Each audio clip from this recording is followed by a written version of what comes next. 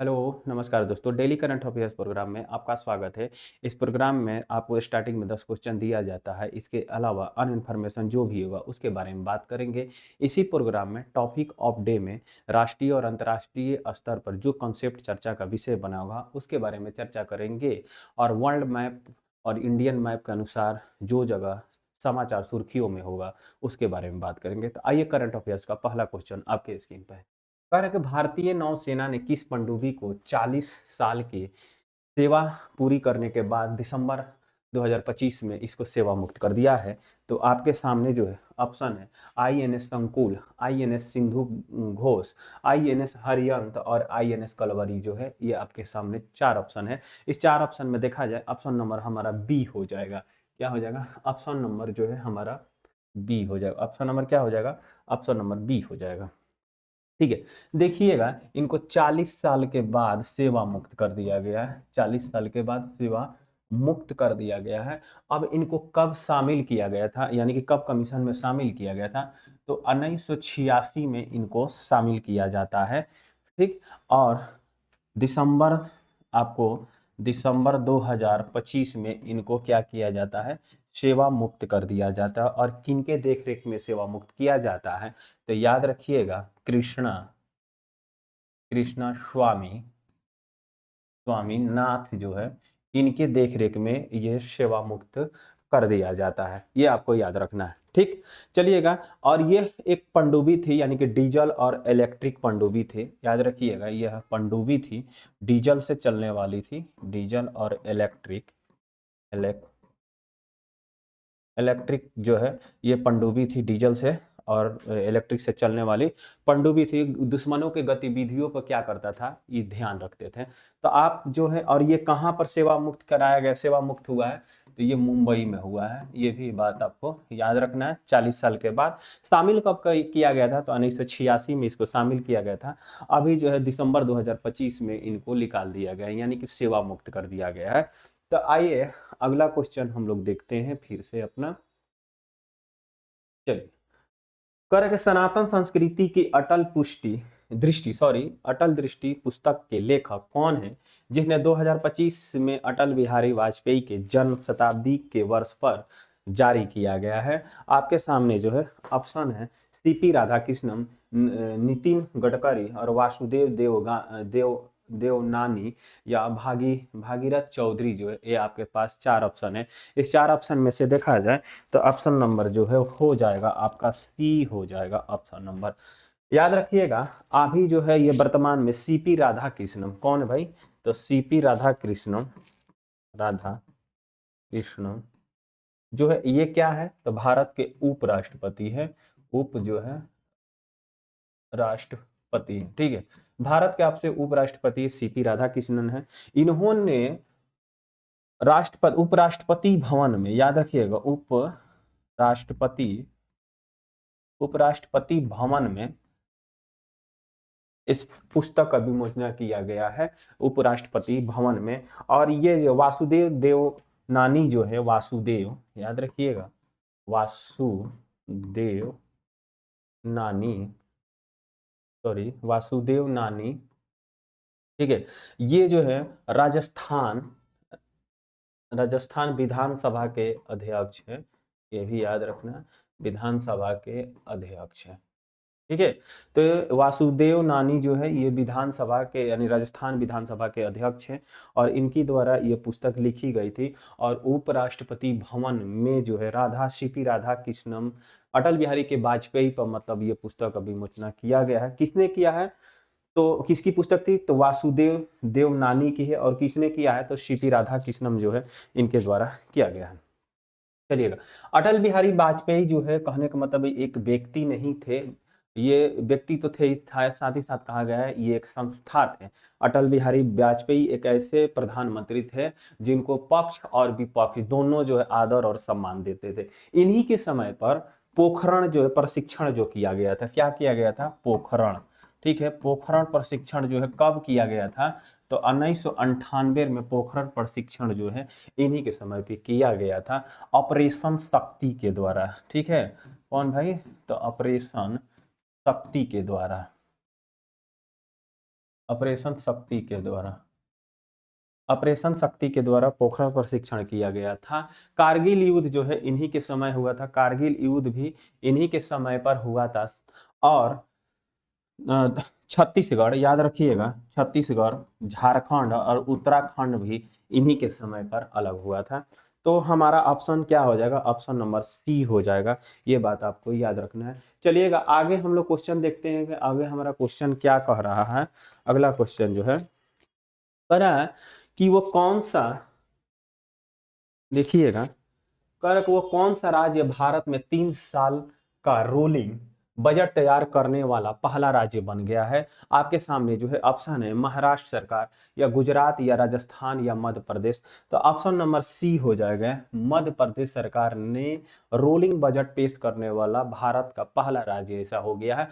और ये बजट जो कब से पेश किया जाएगा, तो 2026 और 27 में ये बजट जो है पहला बजट पेश किया जाएगा। हर 3 साल पर ये बजट, इनका कहा नाम है कि जो भी हम बजट पेश करते हैं तो सबसे पहले उसके बारे में हम लोग चर्चा करेंगे। बजट पेश करने के बाद उसमें देखा जाएगा कि क्या कमियां है, क्या कमी नहीं है, उसको सुधार किया जाएगा और अगले बार जो बजट पेश किया जाएगा उसमें सबको ध्यान दिया जाएगा और फिर से बजट हम लोग पेश करेंगे। यानी कि जो बजट पहले तैयार कर रहे हैं उसमें जो कमियां क्या रह गई है उसको हम लोग सुधार करके अगला जो बजट पेश करेंगे उसमें मतलब ध्यान रखेंगे। तो ये बजट जोन कौन है भाई, तो राजस्थान, सॉरी, मध्य प्रदेश जो है रोलिंग बजट पेश करने वाली भारत के पहला ऐसा राज्य बन गया है। और ये देखा जाए अभी जो वहां के वर्तमान में जगदीश देवड़ा, याद रखिएगा वित्त मंत्री कौन है, आपसे पूछ देगा कि वित्त मंत्री जो है कौन है, तो जगदीश जगदीश जगदीश देवड़ा। जगदीश देवड़ा जो है इन्होंने ये रोलिंग प्लान जो है लाने की प्रयास किया है। और अभी जो है वहाँ के सीएम कौन है आपसे पूछ देगा, तो मोहन यादव, याद रखिएगा मोहन यादव जो है ये सीएम है। ठीक, तो और ये डिप्टी सीएम भी, यानी जगदीश देवड़ा जो है वहां के डिप्टी सीएम यानी कि उप मुख्यमंत्री के पद पर भी और वित्त मंत्री है। इन्हीं के द्वारा रोलिंग प्लान जो है लाया गया है, रोलिंग बजट जो है वो लाया गया है और वो भारत का ऐसा पहला राज्य बनने जा रहा है मध्य प्रदेश। ठीक है, अब सबसे बड़ी बात है, एक बार हम लोग देखते हैं क्योंकि बजट जो है हमारे संविधान में किस आर्टिकल के तहत कहा किया जाता है पेश, तो अनुच्छेद देखिएगा किस अनुच्छेद के तहत, तो अनुच्छेद 202 के तहत राज्य जो है वो बजट को पेश करता है। और वहीं आपसे केंद्र पूछे कि केंद्र में बताइए ना कि केंद्र में किस आर्टिकल के तहत ये बजट पेश किया जाता है, तो 112 के तहत जो है ये बजट पेश किया जाता है। आपको इस बात को याद रखना है ना जी। तो ये हम लोग देख लिए, आगे चलते हैं हम लोग। तीसरा नंबर क्वेश्चन हो गया हमारा। चौथा नंबर क्वेश्चन देखिए क्या कह रहा है। चौथा नंबर क्वेश्चन जो है, चौथा नंबर देखिए क्वेश्चन कर, सेफ्रॉन इलेक्ट्रॉनिक्स एंड डिफेंस जिसने स्थानीय विनिर्माण के लिए भारतीय रक्षा एवं पीएसयू इंडियन ऑप्टिकल लिमिटेड के साथ साझेदारी की है और किस देश में स्थित है। देखिएगा ये फ्रांस में स्थित है। कौन सी देश में है, फ्रांस में। ये जो है ना एक बहुराष्ट्रीय एयर स्पेस कंपनी जो है ये आपका फ्रांस की पड़ती है। इन्होंने क्या किया है कि पीएसयू और इंडियन ऑप्टिकल लिमिटेड के साथ इन लोगों ने समझौता किया और मेक इन इंडिया के तहत, ठीक है, मेक इन इंडिया के तहत ये डिफेंस को प्रशिक्षण किया जाएगा, साथ ही साथ जो है वो बनाया जाएगा। ठीक है, तो यानी कि जो हमारा सेवा, यानी कि ये तकनीक जो है सिग्मा, याद रखिएगा कौन सी, ये दो तकनीकों का निर्माण कर रहे हैं। ये जो है सिग्मा, सिग्मा जो है सिग्मा एन, याद रखिएगा सिग्मा एन, ये जो है ना ये क्या करेगा, हमारा जो है दुश्मनों के जो सिस्टम, यानी कि क्या बोलते हैं उसको, ये एंटी ड्रोन तोप जो होता है, तोप याद रखिएगा, तोप, तोप जो होता है एंटी ड्रोन, याद रखिएगा एंटी ड्रोन, ये एक तोप और एंटी ड्रोन सिस्टम है और ये देख रेख करेगा। ठीक है, एंटी ड्रोन सिस्टम है और इसी डिजाइन से किया जा रहा है। सिग्मा 30N है। ठीक है, उसके बाद CM3 जो है एक फायरिंग साइट है, याद रखिएगा CM3 जो है, CM3 जो है ये एक फायरिंग साइट है, फायरिंग साइड है, याद रखिएगा साइट है, ये फायरिंग साइट है। यहाँ पर जो है हम लोग जो फायरिंग वगैरह साइड जो फायरिंग वगैरह करेंगे तो वहां पर दुश्मनों को ये नजर रखेगा, ये भी ड्रोन से ही चलाया जाएगा। और वहां पर तोप और एंटी ड्रोन सिस्टम जो है वो कौन है, सिग्मा N30 है, याद रखिएगा सिग्मा N30 है, इसके द्वारा किया गया। तो दो कंपनियों के साथ भारत में समझौता किया गया, PUS यानी कि पब्लिक सेक्टर, ठीक है, पब्लिक सेक्टर अंडरटेकिंग, ठीक है, इस कंपनी के साथ और इंडियन ऑप्टिकल लिमिटेड के द्वारा ये समझौता किया गया है, ठीक है। चलिएगा आगे बढ़ते हैं हम लोग। चौथा नंबर क्वेश्चन हो गया हमारा, पांचवा नंबर, इसका ऑप्शन हो जाएगा डी हो जाएगा। पांचवा नंबर क्वेश्चन देखिए क्या कह रहा है, पांचवा नंबर क्वेश्चन, चलिए पांचवा नंबर क्वेश्चन है कि दिसंबर 2025 में, दिसंबर 2025 में विनोद कुमार शुक्ला के निधन से पहले 2023 में उन्हें कौन सा प्रतिष्ठित साहित्य पुरस्कार दिया गया है, ये इनसे पूछा जा रहा है। तो ज्ञानपीठ पुरस्कार इनको मिला हुआ है, याद रखिएगा ज्ञानपीठ पुरस्कार आपसे पूछ दे, ज्ञानपीठ पुरस्कार मिला हुआ। ये ज्ञानपीठ पुरस्कार जो है इनको मिला है 59वां, अगर जो आपसे पूछे तो ये ज्ञानपीठ पुरस्कार इनको मिला हुआ है, ठीक है। अभी ये जो इनकी हाल ही में निधन हो गया था 89 वर्ष के उम्र में, 89 वर्ष के उम्र में, ये जो है छत्तीसगढ़, याद रखिएगा, यानी कि छत्तीसगढ़ के राजनंद गांव के ये रहने वाले हैं। और इनका जो है रायपुर एम्स में निधन हो गया, रायपुर एम्स में, ठीक है, रायपुर एम्स में इनका निधन हो गया। 89 वर्ष के थे और ये रायपुर एम्स में इनकी निधन हो जाती है। उनको ये कौन पुरस्कार दिया गया है, तो आपको जो है ज्ञानपीठ पुरस्कार जो है इससे सम्मानित किया गया है, आपको ये भी याद रखना है, ठीक है। ये कवि थे, क्या थे भाई, ये जो विनोद कुमार शुक्ला जी जो हैं ये कवि थे, याद रखिएगा, क्या थे ये, कवि थे, उपन्यासकार थे, ठीक है, और कथाकार भी थे, कथाकार भी थे। ये जो है इनके द्वारा एक जो पुस्तक की रचना किया गया था, सबसे पहले देखा जाए 1971 में इनके द्वारा जो है एक पुस्तक लिखा जाता लगभग, उस पुस्तक का नाम था लगभग जय हिंद, ठीक है, लगभग जय हिंद जो है ये जो है इनकी पुस्तक थी, ठीक है, जय हिंद जो है इनकी पुस्तक थी पहला 1971 में। अभी इनकी प्रमुख रचनाएं जो है देखा जाए, नौकर के कमीज इनकी प्रमुख रचना देखा जाए तो नौकर नौकर की कमीज, नौकर की कमीज, नौकर के कमीज जो है इनकी प्रमुख रचना है। दूसरा जो अगर जो हम देखें तो दीवार में एक खिड़की है, याद रखिएगा, दीवार में एक खिड़की है, दीवार में एक खिड़की है, सॉरी, खिड़की है, ठीक है, दीवार में एक खिड़की है, इनकी ये भी एक रचना है, ठीक है। तीसरा रचना अगर जो हम देखें पेड़ पर कमरा, तीसरा अगर जो रचना देखें तो पेड़, याद रखिएगा, पेड़ पर कमरा इनकी प्रमुख रचनाएं हैं। नौकर की कमीज इनकी एक प्रमुख रचना है। उसके बाद देखा जाए दीवार में एक खिड़की है, ये भी इनकी प्रमुख रचना है। पेड़ पर कमरा ये भी इनकी प्रमुख रचना है। लेकिन लगभग जय हिंद जो है इनकी 1971 में पहली जो है रचना इन्होंने किया था, ठीक है भाई। तो ये देखा जाए हमारा, तो इनको अभी ज्ञानपीठ पुरस्कार से ही सम्मानित किया गया था, ठीक।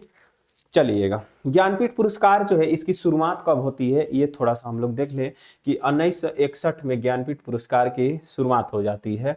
1900 सॉरी जो है ना, साहित्य अकादमी पुरस्कार देखा जाए तो 1954 में साहित्य अकादमी पुरस्कार की शुरुआत हो जाती है। चलिए, उसके बाद व्यास सम्मान देखा जाए तो 1991 में व्यास सम्मान 1991 में व्यास सम्मान की शुरुआत हो जाती है, ठीक है। तो आगे हम लोग देखते हैं, और साहित्य अकादमी 1954 में, ज्ञानपीठ पुरस्कार 1961 में, व्यास सम्मान 1991 में, ठीक है। और आपसे पूछेगा साहित्य सरस्वती सम्मान भी, तो ये भी जो है 1991 में के बिरला फाउंडेशन के द्वारा दिया जाता है, ये अभी आपको याद रखिएगा। तो कभी कभी हम लोग से डेट भी पूछ देता है तो आप डेट भी बता दीजिएगा। चलिए आगे बढ़ते हैं हम लोग। चलिए, तो ये हमारा ऑप्शन हो जाएगा ए।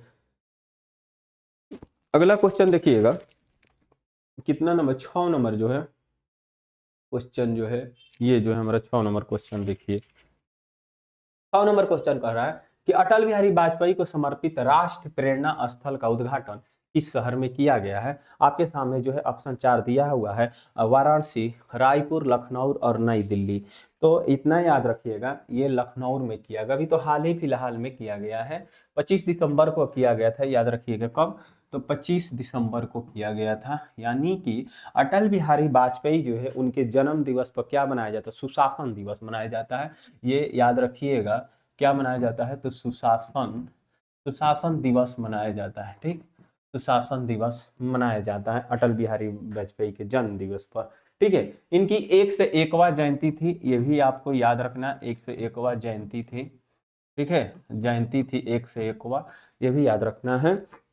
यहाँ पर अटल बिहारी वाजपेयी की एक मूर्ति लगाई गई है, वो जो है लगभग मूर्ति जो है, याद रखिएगा, उसकी लागत देखा जाए कितना है, तो लागत जो है 230 करोड़ रुपए की लागत से इनकी मूर्ति का निर्माण कराया गया है। वो भी कहाँ पर कराया गया है, तो लखनऊ में कराया गया है। ठीक है, साथ ही साथ देखा जाए इसमें 65 एकड़ में, ठीक है, 65 एकड़ में ये फैला हुआ है, और यहाँ पर एक 98,000 वर्ग फुट में, यानी कि 98,000 वर्ग फुट में देखा जाए एक संग्रहालय भी है।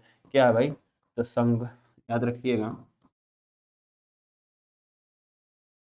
ठीक है, एक यहाँ पर संग्रहालय भी 98,000 वर्ग फुट में, यहाँ पर एक संग्रहालय भी खोला गया है, 230 करोड़ रुपए के लागत से बना हुआ है, 65 एकड़ में ये फैला हुआ है। कहाँ पे भाई, तो लखनऊ, यानी कि नवाबों के शहर लखनऊ में ये कराया गया है। साथ ही साथ देखा जाए इसमें, साथ ही साथ देखा जाए इसमें श्यामा प्रसाद मुखर्जी, ठीक है, श्यामा प्रसाद मुखर्जी का भी एक मूर्ति लगाया गया है, और जो है पंडित पंडित दीन दयाल उपाध्याय, पंडित दीनदयाल उपाध्याय, इनकी भी मूर्ति लगाई गई है।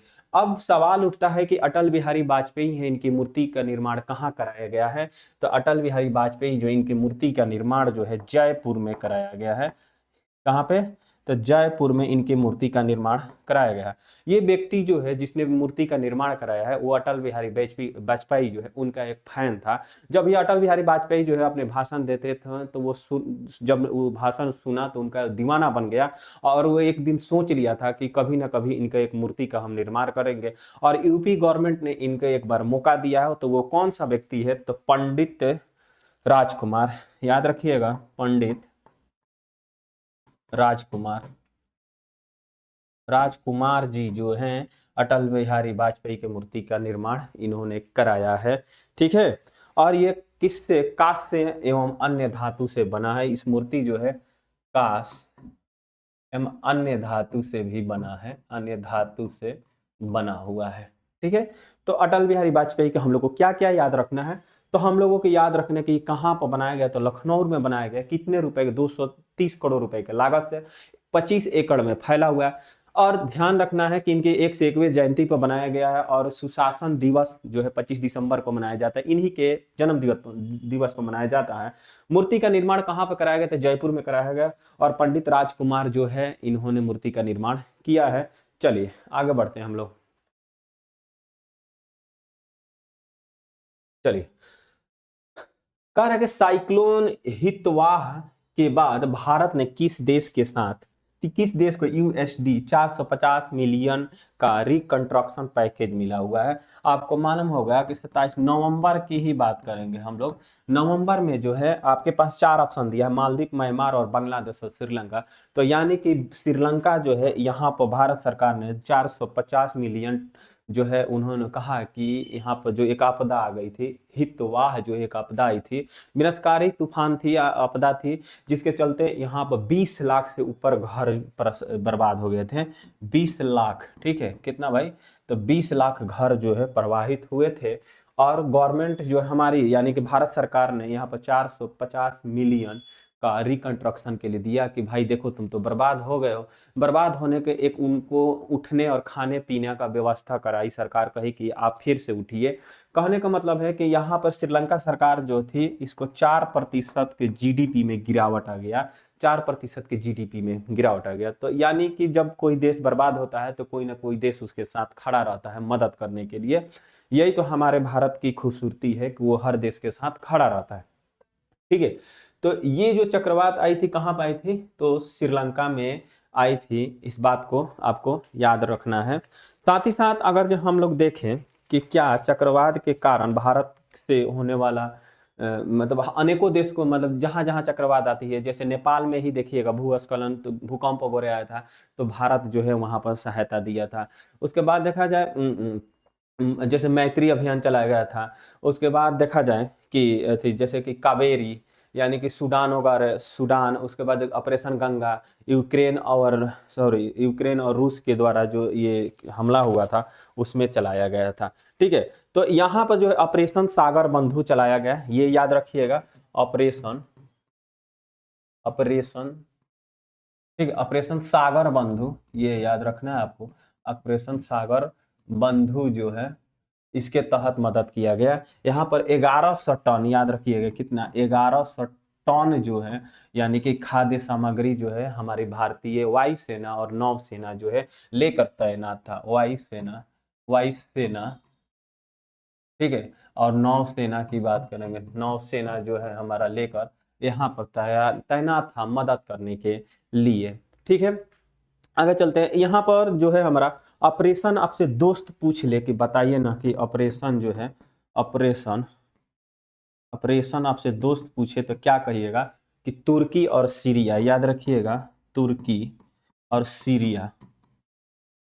तुर्की और सीरिया में जो थी, तुर्की और सीरिया में जो हमला हुआ था उसमें क्या किया, जो सॉरी हमला बोल रहे हैं, भूकंप जो आया था उसमें हमारी भारतीय सेना ने मदद किया था। तो ऑपरेशन दोस्त पूछता है तो तुर्की और सीरिया, यानी ठीक है चलेगा। कावेरी अगर जो आपसे पूछे कि ऑपरेशन कावेरी आपसे पूछे तो कावेरी, कावेरी आपसे पूछे तो सूडान में फंसे भारतीयों को निकालना। ठीक है, सूडान में जो फंसे भारतीय थे उनको क्या किया गया कि वापस निकाला गया सूडान से। ठीक है, उसके बाद पूछेगा कि राहत, ऑपरेशन राहत पूछे, राहत राहत पूछे तो यमन में फंसे भारतीयों को क्या किया गया था, वापस निकाला गया था। मैत्री पूछे कि बताइए कि मैत्री ऑपरेशन पूछे आपसे, तो ये नेपाल में जो भूकंप आया था, नेपाल में जो भूकंप आया था उस भूकंप में राहत सामग्री पहुंचाना और उसको मदद करना, यानी कि मैत्री ऑपरेशन के तहत कराया गया था। गंगा ऑपरेशन, गंगा आपसे पूछे तो बता दीजिएगा। ऑपरेशन गंगा अगर जो आपसे पूछ रहा है तो रूस और यूक्रेन जो था उसमें जो युद्ध लगा था वहां से फंसे हुए भारतीयों को क्या किया गया था, वापस निकाला गया था। देवी शक्ति अगर जो पूछे, ऑपरेशन देवी शक्ति, ये भी याद रखिएगा, ऑपरेशन देवी शक्ति। तो क्या हुआ था कि अफगानिस्तान पर तालिबान अपना शासन स्थापित कर दिया था, यानी कि अफगानिस्तान पर तालिबान जो है अपना शासन स्थापित कर दिया गया था। तो ये जो है देवी शक्ति चलाया गया था, वहां पर जो फंसे हुए भारतीय थे उनको वापस लाने के लिए ये अभियान चलाया गया था। चलिए आगे हम लोग क्वेश्चन देखते हैं। तो हमारा ऑप्शन क्या हो जाएगा, हमारा ऑप्शन जो हो जाएगा श्रीलंका हो जाएगा। चलिए आगे बढ़ते हैं हम लोग। अगला क्वेश्चन जो है 8 नंबर देखिएगा, 8 नंबर क्वेश्चन। 8 नंबर क्वेश्चन हमारा क्या कर रहा है, कर के झांसी को आधिकारिक तौर पर हरियाणा का वो कौन सा जिला घोषित किया गया है। तो अभी जो है हरियाणा जो है अभी एक नए जिला का निर्माण कराया है, वो हो जाएगा 23वां जिला हो जाएगा। ठीक है, 23वां जिला। इस जिले में कहा गया कि 3 तहसील होंगे। कौन होंगे भाई, 3 तहसील होगा। ठीक है, और 101 गांव को मिलाकर, कितना भाई, तो 101 गांव जो है उसको मिलाकर क्या किया गया है, एक जिले का निर्माण कराया गया है। वहां के मुख्यमंत्री जो है, यानी कि सीएम जो है नयाब नयाब सैनी जो है, नयाब सैनी, इन्होंने इस प्रस्ताव को लाया और लाने के बाद इसको क्या किया कि जिला बना दिया गया है। कहा इनके द्वारा कहा जा रहा है कि अगर इस जिले को हम निर्माण कर रहे हैं तो प्रशासनिक ढंग जो है, प्रशासनिक सुधार हमारी होगी, साथ ही साथ इस जिला को विकास के रफ्तार के तरफ हम लोग लेकर बढ़ेंगे। तो इनके द्वारा ये कहनाम है। ठीक, अब देखा जाए कि हरियाणा और पंजाब जो है कब अलग हुए थे, तो 1966 में हरियाणा और पंजाब जो है एक दूसरे से अलग हो गए थे। लेकिन अभी फिलहाल में इन दोनों को संयुक्त रूप से राजधानी दोनों का एक ही है। कहाँ पर भाई, तो चंडीगढ़। ठीक है, चंडीगढ़ जो है इन दोनों की राजधानी है, ये भी आपको याद रखना है। चलिए आगे हम लोग बढ़ते हैं। अगला क्वेश्चन जो है हमारा क्या कह रहा है, अगला क्वेश्चन देखिएगा, 8 नंबर हमारा हो गया। 9 नंबर क्वेश्चन देखिए क्या कह रहा है।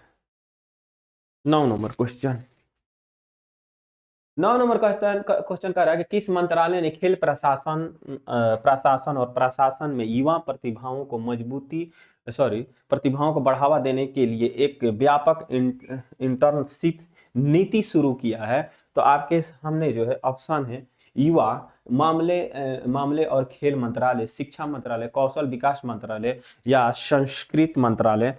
ठीक है, तो ये हमारा ऑप्शन हो जाएगा युवा मामले और खेल मंत्रालय जो है इनके द्वारा ये किया जा रहा है। ठीक, चलिए अभी देखा जाए युवा और खेल मंत्री कौन है, तो मनसुख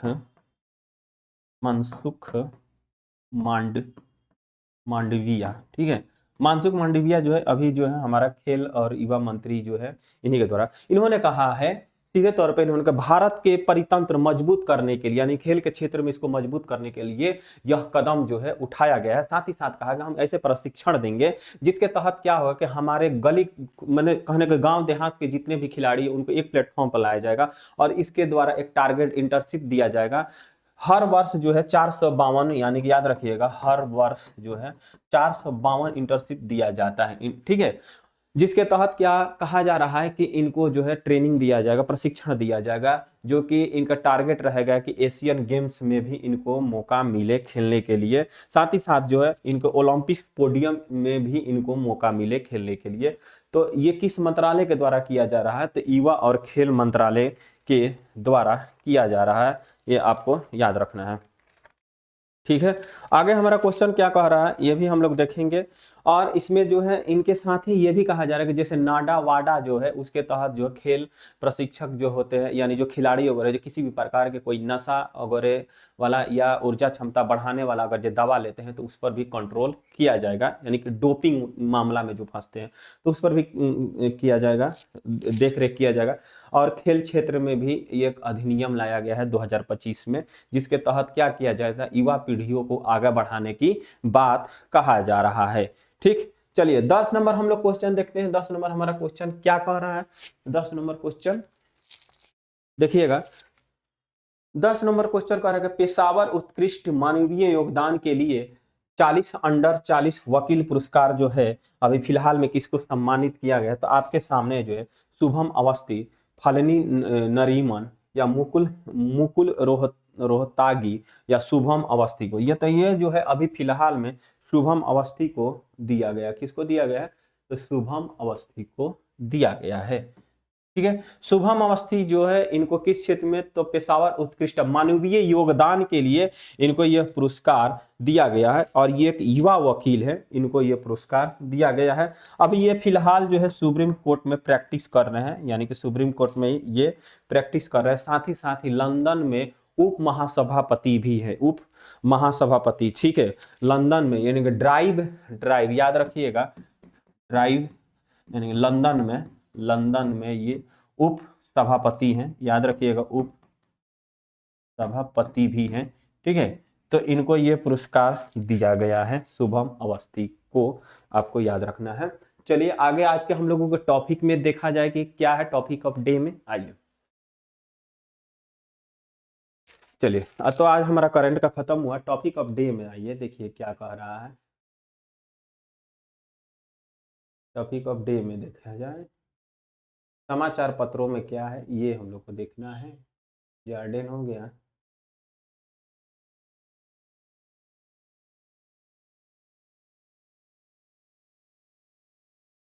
चलिए देखिए यहाँ पे कह रहा है कि समाचार पत्रों में हमारा जो है क्या है भाई, देखिए समाचार में क्यों है, ये हम लोगों से कह रहा है। करके सरकार ने गुणवत्ता परिषद और भारत द्वारा एक प्रमाणित निजी संस्थाओं को मान्यता प्राप्त और खोज एजेंसियों को बात कर रहे हैं, एजेंसियों के रूप में कार्य करने के लिए एक खनिज एवं खनन विकास अधिनियम बनाया जा रहा है। ठीक है, 1957 के तहत जो है 1957 के तहत ये गतिविधियों को संचालित करने की अनुमति दिया जा रहा है। देखिए क्या कर रहा है, कह रहा है कि कोयला के, आप तो नाम सुने, कोयला एक प्राथमिक जीवाश्म ईंधन है। आपको यह भी मालूम है कोयला जो है, कोयला से हम लोगों को बिजली वगैरह तैयार भी होती, पहले ट्रेनें वगैरह भी चलती थी, सिर्फ कोयला से ही चलता था। तो कहते हैं ठोस रूप में पाया जाता है और कार्बन के समृद्ध सामान्यतः भूरे और काले रंग के होते हैं, यानी कि भूरे और काले रंग के भी कोयले होते हैं, ये आपको ठोस रूप में पाए जाते हैं, ये भी आपको याद रखना है। ठीक है, ये जो है बदलावित पौधों के अवशेषों से मुक्त पीट जमा के संघननों को कठोरता से बनता है। यानी कि पीट कोयला जो है, इन्होंने कहा रहा है कि पीट कोयला जो है उसका निर्माण जो होता है, यानी बदलाव विध और पौधों के अवशेष, जो पौधे सड़ गल जाते हैं उसके अवशेष से इसकी निर्माण किया जाता है। पीट जमने के संघनन कठोरता होती है। कोयले के उच्च दबाव और तापमान के कारण एंथ्रोसाइट और ग्रेफाइट में परिवर्तन हो सकता है। भूवैज्ञानिक प्रक्रिया, देखिए एंथ्रासाइट कोयला को एक भूरा कोयला भी कहा जाता है। एंथ्रासाइट कोयला जो है, इसका आपको बता दें कि एंथ्रासाइट कोयला जो है यह मात्र जम्मू कश्मीर में एंथ्रासाइट कोयला पाया जाता है। इसमें कार्बन के प्रतिशत जो होती है आपको 80 से लेकर, याद रखिएगा, इसमें जो है मतलब कार्बन के प्रतिशत जो होते हैं 85 से लेकर 95% जो है इसमें कार्बन के प्रतिशत होती है एंथ्रासाइट कोयला में। और एंथ्रासाइट कोयला जो है ये मात्र जम्मू कश्मीर में पाया जाता है, ये भी याद रखिएगा आप। तो कह रहे कोयला के उच्च दबाव और तापमान के कारण एंथ्रासाइट ग्रेफाइट में परिवर्तित हो जाता है। यानी कि ये एंथ्रासाइट कोयला जो है उच्च तापमान और दाब के कारण क्या होता है, ये ग्रेफाइट में परिवर्तन हो जाता है, हो सकता है। भूवैज्ञानिक प्रक्रियाओं में इसे अग्नेय सन्निवेशन या पर्वत निर्माण के दौरान उत्पन्न होता है, ये भी हम लोग से पूछे। भूप्रपट्टी, पृथ्वी के भूप्रपट्टी में लगभग अनुपात 0.1% से कम है। यह जीवन और ऊर्जा उत्पादन के लिए अत्यंत आवश्यक है। यानी कि कह रहा है कि हमारे भूप्रपट्टी में 0.1% से कम ही है एंथ्रासाइट, और कहीं ना कहीं हमारे जीवन में ऊर्जा के लिए ये सबसे महत्वपूर्ण, अत्यंत आवश्यक है। चलिए कोयला की वर्गीकरण की बात करें। कोयले को उसके कार्बनिक प्रतिशत और ऊष्मा के लिए आधार पर वर्गीकृत किया गया। देखिए यहाँ पर हम आपसे यहाँ पर पहले भी बताएं तो देखिए भारत में मुख्यतः बिटुमिन्स जो है, बिटुमिन्स और सब बिटुमिन्स कोयला पाया जाता है। यानी कि सबसे लो क्वालिटी की जो बिटुमिन्स कोयला की बात करेंगे तो कर भारत में मुख्यतः बिटुमिन्स कोयला और बिटुमिन्स कोयले और उत्पाद होता है, जबकि एंथ्रासाइट दुर्बल है। यानी कि एंथ्रासाइट जो है कम मात्रा में मिलता है। 0.1% भूप्रपट्टी में कोयला वो पा ही जाता है एंथ्रासाइट। उसके बाद जो है ये सब कोयला आपको पीट कोयला है, बिटुमिन्स कोयला है, ये सब आपको मिलेगा। चलिए आगे बढ़ते हैं। इसमें देखिए क्या कह रहा है हमारा, कोयला रैंक और उसके ऊर्जा मूल्य को प्रभावित करता है, जिसमें एंथ्रासाइट में अत्यधिक कार्बन और ऊर्जा मात्रा होती है। यानी कि हम आपसे पहले भी बताएं कि इसमें जो 85 से लेकर 95% तक जो है कार्बन की प्रतिशत होती है। तो ये हमारे समाचार पत्रों में चर्चा में बना हुआ है। चलिए कि भारत में कोयले खनन 1700, भारत में कोयला के खनन जो है वो 1774 में शुरू किया गया था, और आज भारत विश्व में दूसरा सबसे बड़ा उत्पादक और उपभोक्ता वाला बन गया है। यानी कि 1774 ईस्वी में यानी कि कोयला खनन जो है भारत में शुरू किया गया था, और जो है आज विश्व में देखा जाए तो दूसरा स्थान पर बना हुआ है। पहले स्थान पर देखा जाए तो चीन के, लेकिन भारत में ऐसे पूछ दे कि आपको किस राज्य में, झारखंड में आप सुनिएगा, झारखंड में आपको कोयला मिलता है, छत्तीसगढ़ में कोयला मिलता है, उड़ीसा में कोयला मिलता है। ठीक है, तो यहाँ पर देख रहे मैंने कहने को उत्पादन उतना ही करता है, उपभोग भी उतना ही कर लेता है। यानी कि जितना उत्पादन करता है उससे ज्यादा उपभोग भी कर लेता है, उपभोक्ता भी है। ठीक है, तो उत्पादक और उपभोक्ता है। चीन के बाद वित्तीय वर्ष 2024-25 में भारत ने 1047 मिलियन मीट्रिक टन कोयला का खनन किया था। यानी इन्होंने कहा कि 2024-25 के वित्तीय वर्ष जो है उसमें 1047 मिलियन मीट्रिक टन जो कोयला का खनन जो है वो भारत किया था। ठीक, चलिएगा, मिलियन मीट्रिक टन कोयला खनन किया और लगभग 15% आयात किया, यानी कि आयात और निर्यात। देखिए, आयात जो निर्यात जो होता है ना, कि हम ये कलम अपने घर पे हम बनाए और इसको हम क्या किए कि अपने घर से हम दूसरे जगह ले जाकर बेच दिए, तो इसको हम क्या करेंगे, निर्यात कहते हैं। आयात जो है उसको हम मंगाते हैं, ठीक है, तो वही है। तो आयातित कोयले में मुख्य रूप से कुकिंग कोयला शामिल है, क्योंकि घरेलू कोयले में उच्च रख रखाव सामग्री आपूर्ति की कमी होती है। यानी कि जो आयात कोयला जो हम लोग कोयला मंगाए हैं वो कुकिंग कोयला है। क्या है, आयात कोयला जो मंगाए हैं वो खाना बनाने के लिए स्पेशल वो कोयले होते हैं। कोल इंडिया लिमिटेड ने 1973 में राष्ट्रीयकरण से 2018 तक खनन पर एकाधिकार कर लिया। यानी कोल इंडिया लिमिटेड ने 1973 से 2018 तक खनन पर एकाधिकार कर लिया, यानी कि स्पेशल जो है इन्हीं का अधिकार था, बाद बाकी किसी को अधिकार नहीं था कोल इंडिया का। कोयला जो है, कोयला राष्ट्रीयकरण, यानी कि इंदिरा गांधी, देखिएगा, करके इंदिरा गांधी सरकार ने कोयला राष्ट्रीयकरण चरणबद्ध रूप से किया था, उन्हीं के सरकार में किया गया था। ठीक, 1971 में 72 कुकिंग कोयला और 1973 में गैर कुकिंग कोयला का मतलब रखा गया था, नींव रखा गया था। यानी कि 72 कुकिंग कोयला और 1971 में 72 कुकिंग कोयला, 1973 में गैर कुकिंग कोयला भी शामिल कर लिए गए थे इसमें। कोल माइन अधिनियम 1973 के तहत मई 1973 में सभी खदानों में राज्य के नियंत्रण में आ गई। यानी कहा जा रहा है कोल माइन अधिनियम जो आया 1973 में, कहा गया कि अब पहले तो केंद्र के अधीन होता था, लेकिन अब इसमें राज्य भी अपना नियंत्रण में रखेगी। ठीक, मार्च 2015 में निजी कंपनियां को सीमेंट, स्टील, पावर और एल्युमिनियम संयंत्रों के लिए कोयला खनन की अनुमति दी गई। अब यहाँ पर धीरे धीरे जो अन्य कंपनियां भी आई, सीमेंट कंपनियां भी आ गई, उसके बाद देखा जाए स्टील, पावर, एल्युमिनियम कंपनियां वगैरह जो है वो लोग भी क्या किया कि कोयला खनन में 2015 में अपने कंपनियों को भागीदारी इसमें लगा दी है। ठीक, कुकिंग कोयला माइन राष्ट्रीयकरण अधिनियम 1972, कोल माइन अधिनियम 1973, जनवरी 2018 में इसको रद्द कर दिया। यानी कि कोकिंग कोल माइन जो है अधिनियम 1972 और कोल माइन अधिनियम 1973 को 2018 में क्या कर दिया जाता है, रद्द कर दिया जाता है। ठीक, चलिए आगे बढ़ते हैं हम लोग। भारत में कोयला के भंडार, भारत के पास विश्व के चौथा सबसे बड़ा कोयले के भंडार है भारत। ठीक है, कुल जो है 352.13 बिलियन मीट्रिक टन जो है अप्रैल 2021 तक इनका था भारत के पास। भंडार श्रेणी में देखा जाए 50% से प्रमाणित और 42% अनुमानित संभावित है और 8% जो है संकेतित है, इनके द्वारा कहा जा रहा है। मुख्य कोयला उत्पादन वाले राज्य झारखंड देखा जाए, झारखंड हो जाएगा, उड़ीसा हो जाएगा, छत्तीसगढ़ हो जाएगा, जो लगभग भंडार का 70%। यही मात्र 3 राज्य है, जो उड़ीसा हो गया, छत्तीसगढ़ हो गया और झारखंड हो गया। माने राज्य के देखा जाए तो 30-70% जो है कोयला का उत्पादन इन्हीं के द्वारा किया जाता है। लिग्नाइट कोयला करके, लिग्नाइट कोयले का भंडार लगभग 46.02 बिलियन मीट्रिक टन है।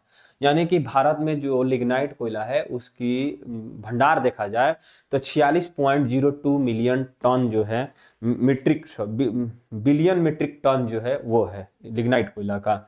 मुख्य रूप से तमिलनाडु में, जिसमें 16% प्रमाणित है। यानी कि तमिलनाडु में लिग्नाइट कोयला देखा जाए 16% प्रमाणित है। ठीक है, 56% अनुमानित और 28% संकेतित है। यानी कि 56% जो अनुमानित लगाया गया है और 28% संकेतित है।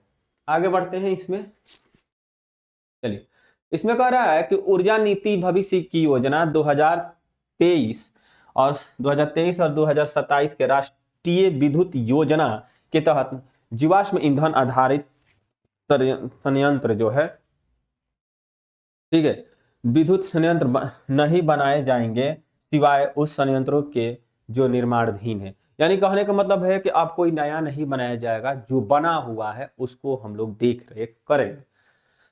गैर जीवाश्म ऊर्जा उत्पादन से 2029 तक कुल 2029 और 30 तक कुल विद्युत उत्पादन का 44.7% होने की संभावना है। ठीक है, 44.7% होने की संभावना है। भारत 2027 तक 2,75,000 मेगावाट नवीकरणीय ऊर्जा क्षमता स्थापित करेगा। यानी आपसे क्वेश्चन पूछ देगा कि 2027 तक भारत जो है कितने नवीकरणीय ऊर्जा जो है लक्ष्य रखा है, तो 2,75,000 मेगावाट नवीकरणीय ऊर्जा की क्षमता स्थापित करने का लक्ष्य भारत जो है रखा हुआ है। ठीक है, आगे बढ़ते हैं हम लोग। चलिए इसमें देखा जाए,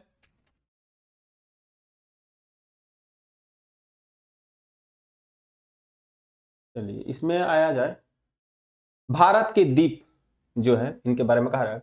लक्षद्वीप समूह में 36 प्रवाल द्वीप है, यानी कि हमारा भारत लक्षद्वीप समूह जो है उसमें 36 गो प्रवाल द्वीप है, जिसके लिए जिसके जिसके दक्षिण में दक्षिण पश्चिमी तट पर 200 से 400 किलोमीटर दूर स्थित है। और इसकी राजधानी कहां पर है, तो कवरत्ती है इसकी राजधानी है। ठीक, कवरत्ती जो है इसकी राजधानी है। भूगोल में निचले एटल रीफ और लैगून शामिल है और केवल 10 द्वीप पर ही लोग निवास करते हैं। यानी कहने का मतलब एटल रीफ और लैगून शामिल है, और ऐसे 10 से 36 में से 10 ही ऐसे द्वीप है जहां पर लोग क्या करते हैं, निवास करते हैं।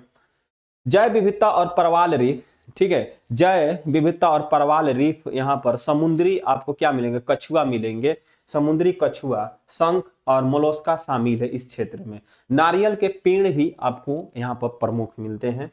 अर्थव्यवस्था में अगर जो हम देखें कि क्या अर्थव्यवस्था में हमारा क्या है, तो यहाँ पर मछली को पकड़ना और नारियल की खेती और पर्यटन जो है यहाँ पर शामिल है। हमारी यहाँ की अर्थव्यवस्था की बात कर रहे हैं। बांगरम और अगाती स्कूबा है। ठीक, डाइविंग और स्नॉर्कलिंग के लिए भी प्रसिद्ध है यहाँ पर, ये तटीय समुद्र के तटीय क्षेत्र में। क्षेत्र की मुख्य संस्कृति मुस्लिम, मलयालम भाषा बोला जाता है, मलयालम भाषा, और मजबूती से समुद्री परंपराओं को वाली है। यानी कि इस क्षेत्र में मलयालम भाषा बोला जाता है। मुस्लिम मलयालम भाषी और मजबूती समुद्री परंपराओं भी यहाँ पर किया जाता है। अन्य महत्वपूर्ण देखा जाए यहाँ पर तो पुर्तगाली धरोहर इस समुद्री तट पर आपको मालूम होगा कि है।